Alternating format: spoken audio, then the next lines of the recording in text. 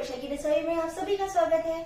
आज मैं आपको बताने वाली हूँ कुछ आपके किचन टिप्स, यानी कि रसोई के ऐसे टिप्स जो आपकी रसोई के काम को बहुत ज्यादा इजी कर देंगे। हम अभी हल्दी लेते हैं, कच्ची हल्दी लेते हैं या अदरक लेते हैं, 3-4 दिन बाद वो ऐसी सूखी सूखी सी हो जाती हैं। अगर हम उनको छील कर भी अगर फ्रिज में भी रखते हैं तो भी ऐसी सूखी हो जाती हैं। ये इस तरह की उनकी शक्ल हो जाती है।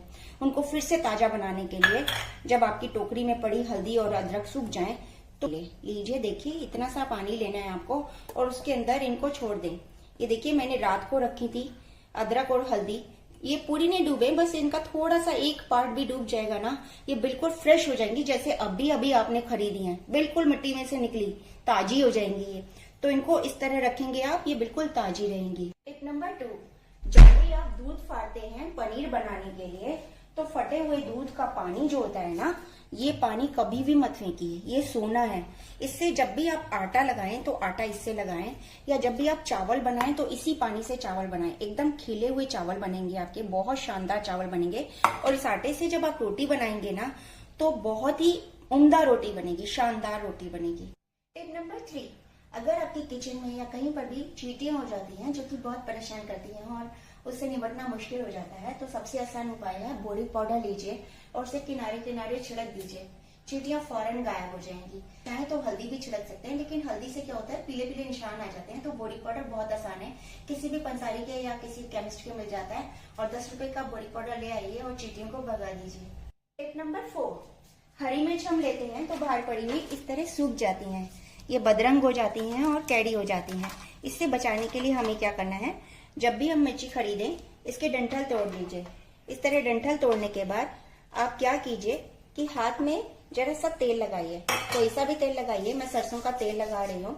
और इसके बाद इन मिर्चों को लेकर अच्छे से मसल कर उनको प्लास्टिक की थैली में करके फ्रिज में अगर आप रख देंगे ना, 1 महीने तक ये मिर्चें बिल्कुल ताजा रहेंगी, जैसे बिल्कुल फ्रेश अभी खरीदी है आपने। टिप नंबर 5, जब भी आप बीटरूट या चुकंदर खरीदते हैं बाजार से तो 2-3 दिन में उसकी हालत ये हो जाती है, ये देखिए ये बिल्कुल पिचक जाते हैं, ये इस तरह हो जाते हैं। मेरे 2 चुकंदर इसी तरह फ्रिज में रह गए थे और उनकी ये हालत हो गई थी। कल मैंने एक को ऐसे पानी में रख दिया और ये देखिए एकदम टाइट हो गया, बिल्कुल पत्थर जैसा, बिल्कुल ताजा। आप दोनों में अंतर देख सकते हैं, देखिए साइज भी बढ़ गया है, ये पुराना साइज आ गया है।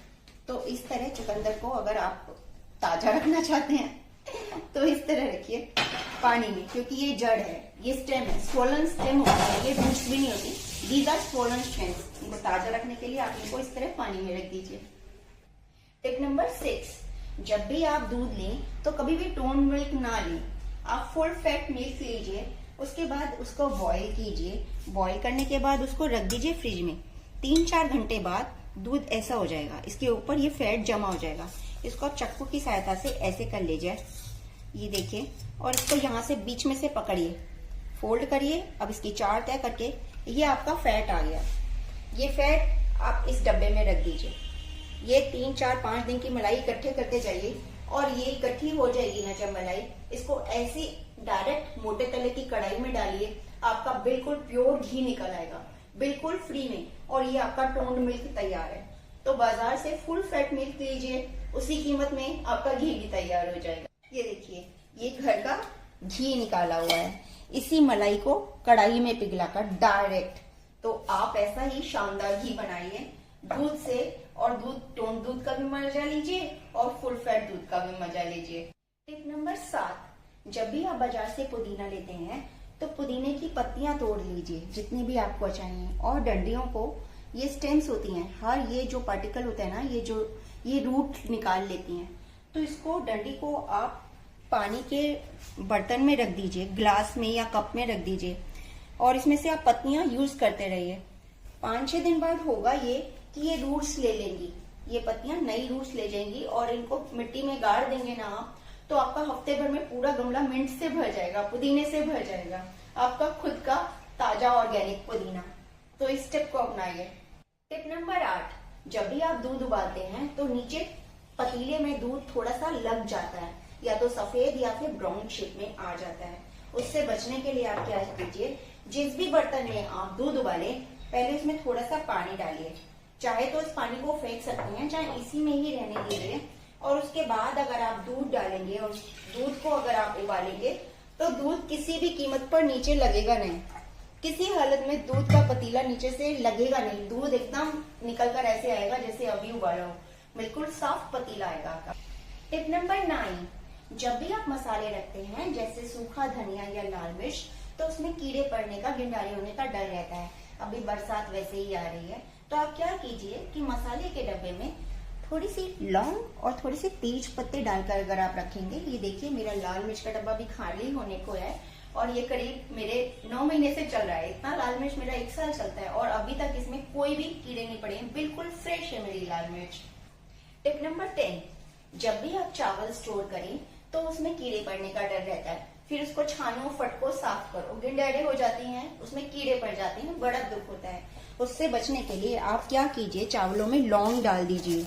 लौंग डालने से होगा ये, चावल कभी भी खराब नहीं होंगे। आप कहेंगे कि ये लौंग खराब हो जाएंगी, हमारे किस काम आएंगी, वो मैं आपको बताती हूँ। देखिए हमने चावल लिए और जब हम इसको धोएंगे ना, तो ये देखिए चावल हमने धोए और इसके बाद हम छलनी लेंगे और इस लौंग को ऐसे निकाल लेंगे। और ये धुली हुई लौंग ना 5 मिनट में सूख जाती है। इनको वापस से डब्बे में भर के रख दीजिए और आप यूज कीजिए। टिप नंबर 11, जब भी आप नींबू खरीदते हैं तो आप उनको इस तरह कागज में लपेट के रखिए। कोई भी पेपर लीजिए और उस पर नींबू को रखिए और उसका इस तरह करके अगर आप रखेंगे ना, बस सारे नींबू इकट्ठे करके थैली में डाल दीजिए। आपके नींबू 1 महीने तक बिल्कुल सॉफ्ट रहेंगे, ऊपर का छिलका भी हार्ड नहीं होगा। टिप नंबर 12, जब भी आप दाल बनाते हैं तो अगर आपको उस समय सूखी सब्जी भी बनाती है और उसके लिए आलू की जरूरत होती है, तो दाल उबालते समय ही कुकर में धो करके साबुत आलू डाल दीजिए। 3 सीटी में, 2 सीटी में दाल बन जाती है और साथ साथ आलू भी उबल जाएंगे। 2 काम हो जाएंगे। उसके बाद आप इन आलूओं को निकालिए, छीलिए और सूखा किसी भी सब्जी के रूप में बना लीजिए। तो आपका समय भी बचेगा, मेहनत भी बचेगी और गैस भी बचेगी। टिप नंबर 13, जब भी आप क्या करते हैं, कोई चीला बनाते हैं, कोई पैनकेक बनाते हैं, अगर आपका पैन नॉनस्टिक नहीं हुआ तो वो चिपकता है उसके ऊपर। तो आप क्या कीजिए, उस पर थोड़ा सा तेल छिड़किए, ऐसे हाथ से तेल छिड़किए और प्याज लीजिए कटी और उसके बाद इसको ऐसे रब कर दीजिए। आपका चीला, पैनकेक बिल्कुल नहीं चिपकेगा और इस प्याज को भी आप काट के यूज कर सकते हैं। टिप नंबर 14, जब हम कच्चा आम खरीदते हैं तो बड़े खुश होते हैं। इसको हम चटनी में डालते हैं, दाल में डालते हैं, इसकी बहुत सारी चीजें बनाते हैं। लेकिन हर समय तो हमें कच्चा आम मिल नहीं सकता और अगर हमने खरीद कर रख लिया तो उसकी ये हालत हो जाती है, ये पिलपिला हो जाता है, बेकार हो जाता है। इसको फ्रेश रखने के लिए और इंस्टेंट यूज करने के लिए कच्चा आम जब भी हमें चटनी में डालना है, दाल में डालना है, तो क्या करें, जैसे ही आप कच्चा आम लेते हैं इसको छील लीजिए, छील कर इसके छोटे छोटे टुकड़े कर लीजिए, काट लीजिए और उसके अंदर आप नमक मिर्च मिलाकर या खाली नमक मिलाकर शीशे में भर के रख लीजिए। इस तरह नमक उसे प्रिजर्व करता है। आप जब भी चटनी बनाएं, दाल में डालना हो, आप ये कच्चा आम यूज कर सकते हैं। टिप नंबर 15, जब भी आप नींबू बाजार से खरीदते हैं और ज्यादा ले लेते हैं, तब आप क्या करें, तो उसके लिए करिए ये कि एक डब्बे में चीनी भर के रखिए। सिंपल प्लेन चीनी जो हम खाते हैं एक डब्बे में भर लीजिए और उसके बाद जब भी आपके पास एक्स्ट्रा नींबू होते हैं उसमें निचोड़ते रहिए और उस डब्बे को आप फ्रीज में रखे रखिए। इस तरह का ये शरबत ऑटोमेटिकली बनता रहेगा। आप ये जो ऊपर तरल पदार्थ आ रहा है ना, जो लिक्विड आ रहा है, इसको आप गिलास में पानी डालकर उसमें डालेंगे, उसमें जीरा या फिर काली मिर्च या कुछ भी डालकर या सिंपल ऐसी शिकंजी के रूप में भी पी सकते हैं और आप इंस्टेंट शिकंजी बना सकते हैं, कुछ भी कर सकते हैं। जैसे ही आपके पास 2-3 नींबू एक्स्ट्रा है, आप इसमें निचोड़ते जाइए, ये खराब नहीं होगा, सालों तक खराब नहीं होगा। इसको ऐसे ही बस बंद करके फ्रिज में रखते रहिए, जब यूज करना है लेते रहिए। ये इंस्टेंट शरबत आपका बनता रहेगा, कोई मेहनत नहीं, कोई खर्चा नहीं।